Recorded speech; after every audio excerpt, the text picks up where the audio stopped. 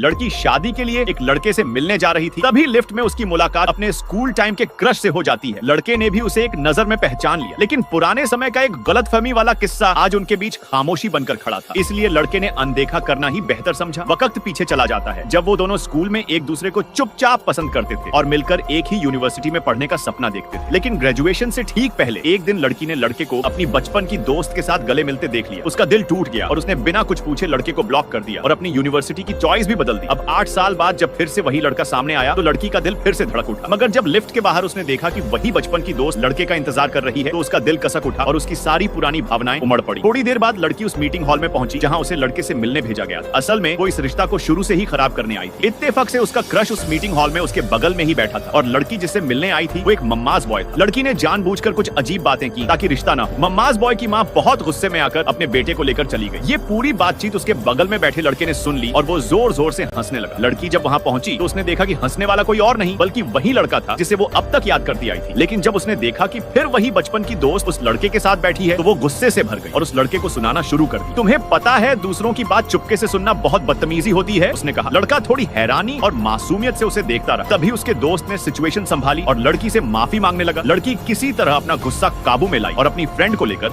वहाँ से निकल गई। जैसे ही वो बाहर निकली माँ का फोन आया। उसने बताया कि उसका पार्सल नीचे वाले फ्लैट में भी भेजा है और लड़की से कहा कि वो एक हिस्सा उस पड़ोसी को दे दे। लड़की को क्या पता था कि नीचे वही लड़का रहता है जिससे वो अब भी प्यार करती है। लड़का उस वक्त घर पर नहीं था, लेकिन लड़की फिर भी गिफ्ट लेकर उसके घर पहुंच गई, सोचते हुए कि हाल ही में घर की रेनोवेशन से जो परेशानी हुई होगी उसका थोड़ा बहुत मुआवजा दे दे। अगले दिन लड़की को उसकी बेस्ट फ्रेंड का वीडियो कॉल आया। उसकी शादी फिक्स हो गई थी और अब वो अपने नए घर के लिए फर्नीचर खरीद रही थी। लड़की को भी साथ ले गई राय लेने के लिए। वो लोग एक फर्नीचर शॉप में थे जब लड़की ने एक तकिया उठाने के लिए हाथ बढ़ाया, लेकिन तभी कोई लड़का उससे टकरा गया। लड़की ने पलटकर देखा तो वही लड़का था, उसका क्रश। और इस बार लड़की की फ्रेंड का बॉयफ्रेंड उसे पहले ही पहचान गया। बातचीत में जब उसने बताया कि वो अगले महीने की 16 तारीख को शादी कर रहा है और उस लड़के को भी इनवाइट कर दिया तो उस लड़के ने तुरंत मना कर दिया और चुपचाप वहां से चला गया।